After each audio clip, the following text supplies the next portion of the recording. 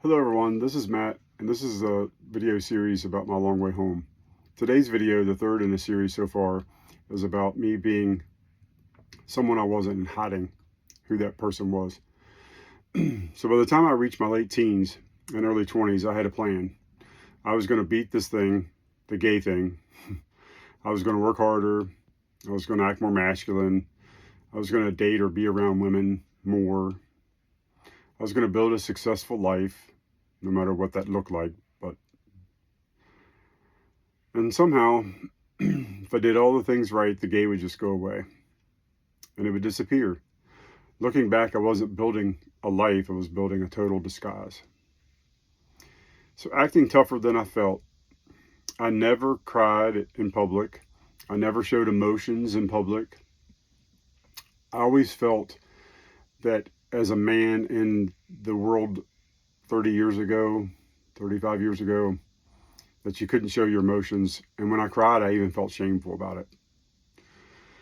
I thought I had to be my own business owner right from an early age. As soon as I was in high school and old enough, I started my own lawn care business, as a lot of kids do, but mine included landscaping, and I actually had clients. I remember being 19 and doing people's yards and landscaping flower beds and landscaping business properties for people. And I thought that that would win my parents' love and acceptance as well. The harder I tried, the worse all that became. I just wanted them to accept me for who I was. But I thought maybe I wasn't successful enough. Maybe I wasn't straight enough. Maybe I wasn't any of those things enough. I took huge risk financially. I was okay with destroying my financial future or my finances for risking it all for acceptance and love. I watched everything that I wore. I didn't want to wear pastel colors. I didn't want to wear light colors like purples and pinks and fuchsias and all those colors. I didn't wear anything that wasn't a manly color. It had to be a blue or a green or a gray or a black or, the tan, those colors. Couldn't be anything really that would be considered feminine.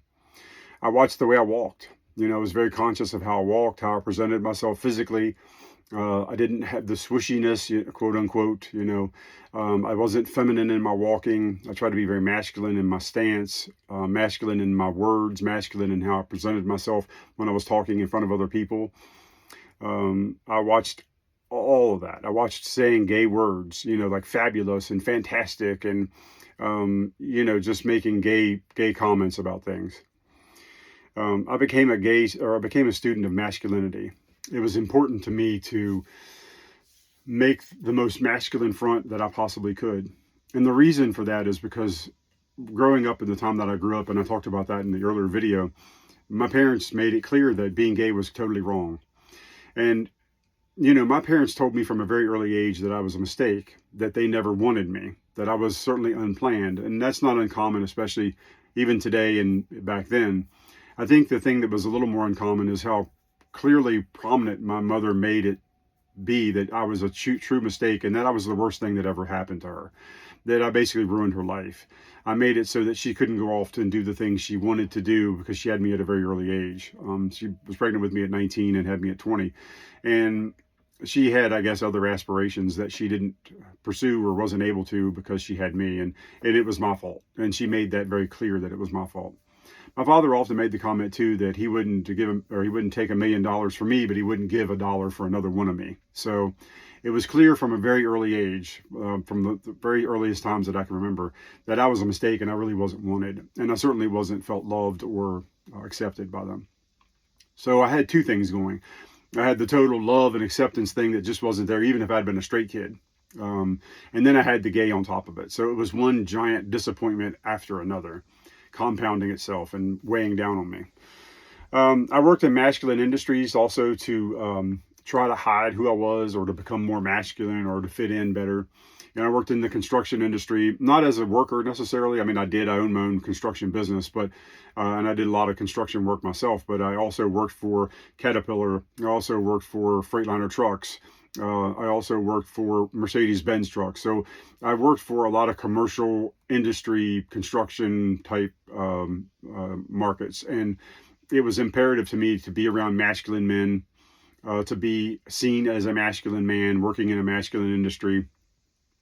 It was everything I could do to hide who I was and not be who I was. The biggest fear in my entire life was being found out that I was gay. The minute that I felt threatened by being gay or being outed, the rage would set in, the frustration would set in.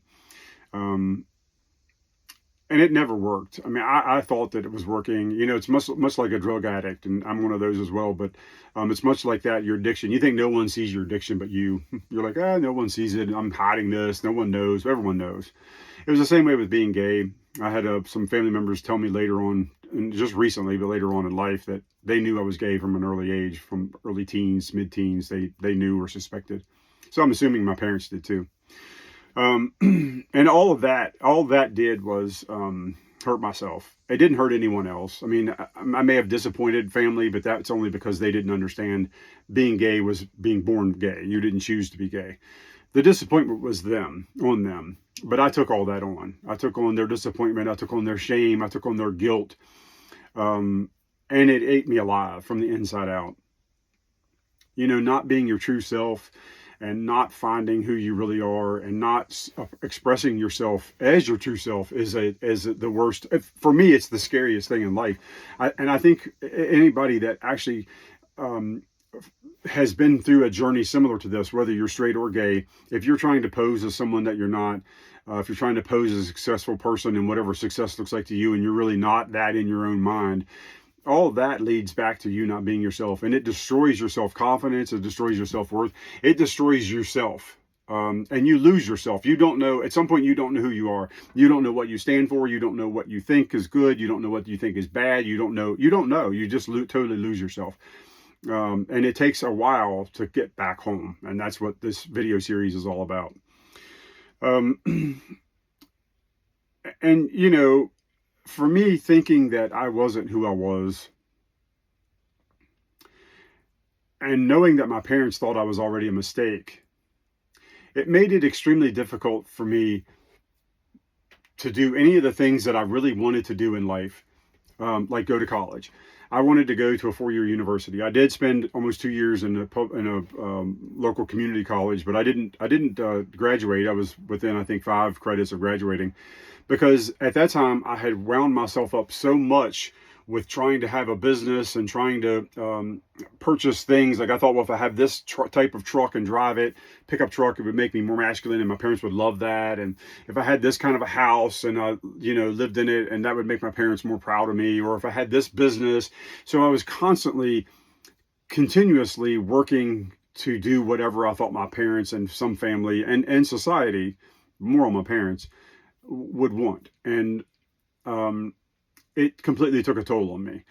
By the time I was in my mid-30s, I was starting to turn to alcohol. For the first 35 years of my life, I never drank. I would have a sip of beer just to see what it tastes like at times. I never drank in high school. I never drank when I was a couple years I was in college. I never drank in my 20s and in my early 30s. And then I didn't do drugs either. I didn't do either. There was a lot of alcoholics and drug addicts in my family, and I just knew that I probably had that gene, and so therefore losing control, you know, I couldn't lose control, because if I did that, people could see a side of me, a gay side, that wouldn't be good. So therefore losing control, I couldn't do that. So what I did was I stayed away from alcohol and drugs. I suppressed all my feelings for being gay and was living a double life. And it was horrible. It was absolutely horrible. Don't get me wrong, I had some good experiences in those years. I mean, I think you always look for the happiness in your life, even during the bad years. But it was, in general, a horrible, horrible period of time for me. And I wouldn't recommend it for anyone. If you're thinking about, well, you know, for the longest time, I thought, well, I don't want to come out now that I'm married. And to make things clear, I'm no longer married. I haven't been married. I haven't been living with my ex-wife since 2009, and I've been divorced since 2015.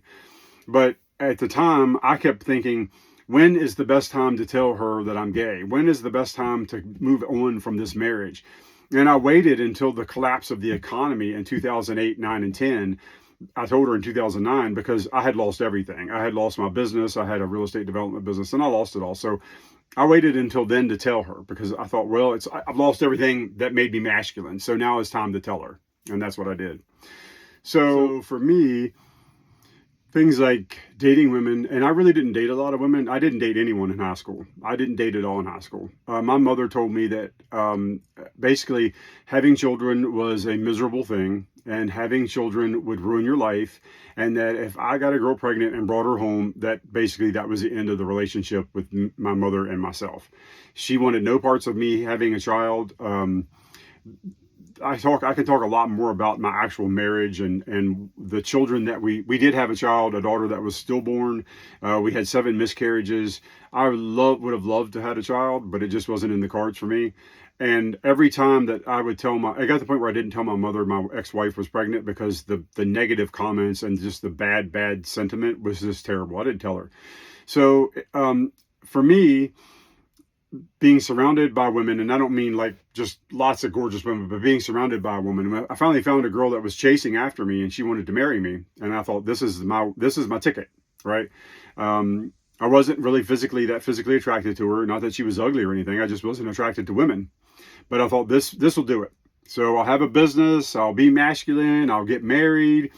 This will do it. My parents, friends, neighbors, family, everybody will just be so happy because I'm now married. I now have a business. I now work in a masculine industry.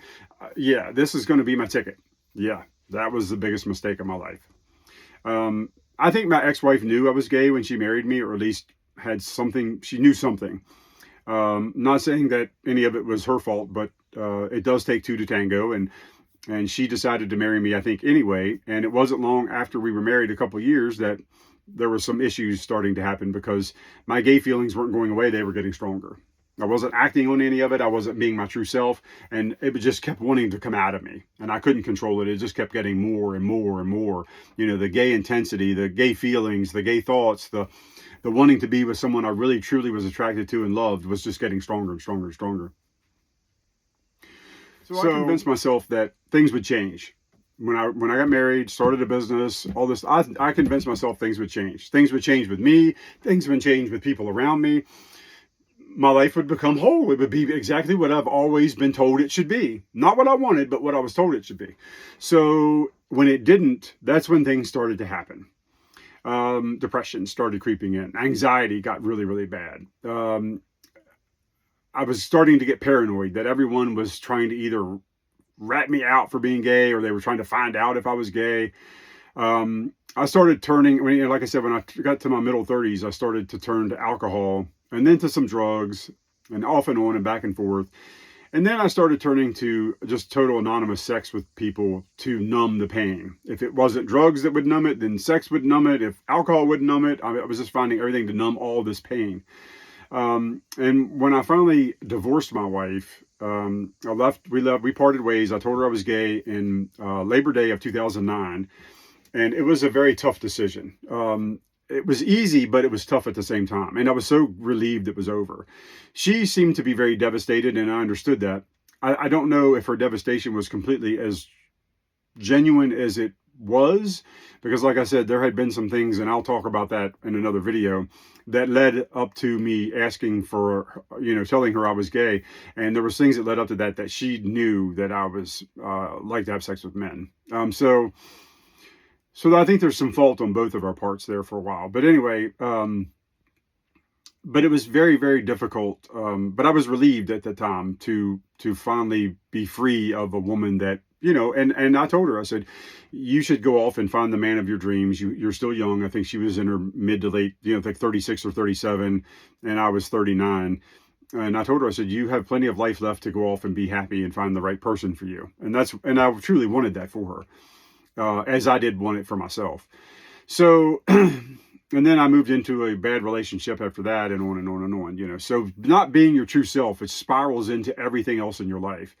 I went into with a person that was a raging narcissist, and it was a very abusive, toxic relationship. And I put up with it for 9 years because I thought that's what I deserved, because that's where my self-esteem and self-confidence and self-acceptance was. So as you can see, it's not being your true self spirals into everything else in your life, and it will destroy you literally from the inside out until there's nothing left. You're a hollowed out shell of a zombie is what it comes down to. And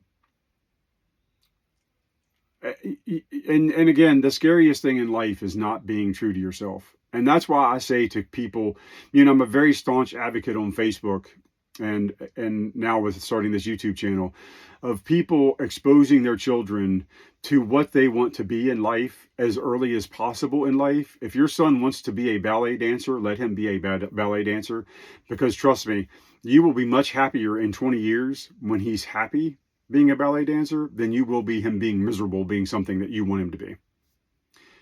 Same thing with your daughters. If your daughter wants to be a truck driver when she's young, or she wants to be a veterinarian, or she wants to be any sort of a more masculine job, or something that you think doesn't fit what your daughter should be or what your son should be, don't rip them and steal them of the opportunity to be themselves. You're doing yourself a disservice, and you're going to eventually, potentially, it could be a death sentence for your child, because losing yourself is scary, it's dangerous, and it can become deadly. I was one breath away from being a dead man several times in the last 6 years, all because I didn't know who I was, because I had lost myself, and my true authentic self was nowhere to be found. I couldn't find that person. I didn't recognize the person in the mirror. I didn't know who this person was. I was totally lost. It's dangerous. It's depressing. And you don't want these things for your child. I know that the Bible tells us certain things, and the Bible tells us a lot of things to me that make no sense. Men didn't live to be 900 years old. There weren't burning bushes. Seas didn't get parted by man, even working through God. God is powerful enough. He doesn't need to work through men. He can work his own magic. He can work his own powers. He can work his own influences. He doesn't need man to help him do those things. So for me, thinking that the Bible tells me that I'm wrong when I know I was born this way, and the God that I worship and the God that I pray to and the God that I look to for faith and inner strength doesn't condemn me from life, from birth, for being born who I was born. He just doesn't. And if you believe differently, that's fantastic, because that's what this country is all about. But I don't believe that. I believe the God that I speak to, that I trust for a higher faith and a higher power, and gives me the grace to go out every day and be a kind, gentle person, doesn't condemn me to hell for being born who I was born. Being gay is not a choice. There's no choice in being discriminated against. There's no choice in being shameful as to who you were born. There's no choice in being feeling like you are a bad person or a deviant or a sexual deviant, or all the things that have been said or are being said about the LGBTQ community today. That is not a choice. I would not choose to be told that I'm a sexual deviant. I would not choose to be told that there's something wrong with me. I would not choose to be told. I wouldn't choose this. I wouldn't choose this. If I had to choose it, I wouldn't choose it. Now, I wouldn't choose being straight at this point, because I love being gay, and being gay is who I am, and it's made me a very unique, gifted person. I think all LGBTQ people are very gifted in their own way. Very, very gifted. If you take the time to talk to one of us or talk to an LGBTQ community person, you also find trans people to be some of the best people in the absolute world. They are some of the best people that are just struggling to get by, to do the best they can and be the authentic person that they believe they should be. They're not out to do bad things to people. They're not out to hurt people intentionally. They are here to just do what we all want to do and be ourselves, enjoy life, and enjoy the freedoms that not only our country but our society should afford to us. So the message is if your child wants to do something, please let them do it. Support them in whatever that is. Make sure that you let them know you're proud of them no matter what they do. Don't discourage them from being themselves. And don't let the shame and the guilt creep in on you from society as well. I know it's difficult. I know it's hard. I'm living proof that if you let that happen, you could potentially end up dead. I'm lucky I'm sitting here today. I'm extremely lucky and blessed, because I should have been dead several times. I had every intention of killing myself at times. I wanted to die. I didn't feel like there was a place for me in the world. I didn't think that I had anything to contribute. And that's because people had told me that. And people still continue to tell me that. On Facebook, I get a lot of nasty comments, death threats. I get threats of all sorts of types. I know where you are. I know what you look like. I know you're hiding behind your phone, and I'm not hiding behind anything. I'm not here for a fight, but I'm not going to back down from one. So this is something that's really, really strong. Probably my strongest belief in life is the rights for LGBTQ people. We have taken too much for too long. And and we're not alone in this fight. There are the blacks, the African Americans, the Asians, Jews, Palestinians. All of us have taken this. Any minority group that we see as either some sort of a difference or a threat or fearful in this country, we like to bash them up. We like to beat them around. And right now, it seems to be the trans people that are taking the worst of it. So my only advice to people is to make sure that you treat your kids with respect, and you let them be themselves, and you let them fulfill their dreams, no matter what those dreams are. Not your dreams. Don't worry about fulfilling your dreams. Your dream will come true when you see them happy one day, whether that's with the same-sex partner or a different sex partner or with children of their own or with whatever they want to do in life. As long as they're happy and not hurting anyone else, that is the best you can hope for. And that is the best you need to hope for. There's nothing else in life except true happiness. When you find true happiness and find your authentic self, you have succeeded in life. There's nothing else. Money doesn't matter. Fame doesn't matter. Fortune doesn't matter. None of that matters. Those are the only two things that matter. When you're truly happy with your authentic self and happy with your life, you've accomplished everything. You've made it. And for me, that's difficult. I'm still getting there. Again, this is my journey of my long way home, and I'm pretty close to home. I can see it off in the horizon, but I'm still working on getting there. For me to sit down and do a video like this 3, 4, 5 years ago would have never happened. I'd have been still too shameful to even admit I was gay. But not anymore. So if you see a gay person out, they're gay, or you think they are, or whatever, walk up and talk to us. Say hello when you see me on the street. I'll be happy to explain something to you or take questions about things or just talk. I have the same issues everyone else has. Gas prices are high and living costs are expensive, and we're all trying to make a living and do the best we can. I have the same issues that everyone else has. Trans people do too. Black people do too. We all do, right? There are so much more things in this country that keep us together than tear us apart. So anyway, enough about my ramblings. I hope this video has helped. Next week, I haven't come up with a title for the next one yet. I'm also going to start digging into, as I get through my entire life story, I'm going to start digging into specific examples of how I tortured myself by poisoning myself over time, slowly, with drug abuse and alcohol abuse, and the hallucinations and the just the really bad trips that I had taken to poison myself. I thought that, really poison myself. I used Roundup on myself. I used Lysol on myself. I used any chemical I could find on myself. I poured it all over me. Rubbing alcohol. I bought rubbing alcohol by the gallons and poured it all over me to try and do the things that I think was being done to me, try to reverse those effects. I have scars from all that. I can even show those scars to you. I don't have tattoos, but those are my tattoos. I have lots of scars. I bought commercial vinegar and burnt my skin in places. Lots of bad things. Did lots of bad things to myself. So there's no torture at this point that anyone on the outside could do to me that I haven't done to my own self. I physically tortured myself for several years. And I'm looking forward to talking about that journey more. It sounds scary and it sounds crazy, and honestly it was, but I'm much better now. So stay tuned for all that, and I hope that you join me. I hope you follow along. You can like and subscribe if you like. I'm not here to ask for any of that stuff. If you want to do that, you're welcome to, but I'm here to help people. So that's what I'm here for. But if you want to subscribe and like, I would love that too. And I'll see you on the next episode. Thank you.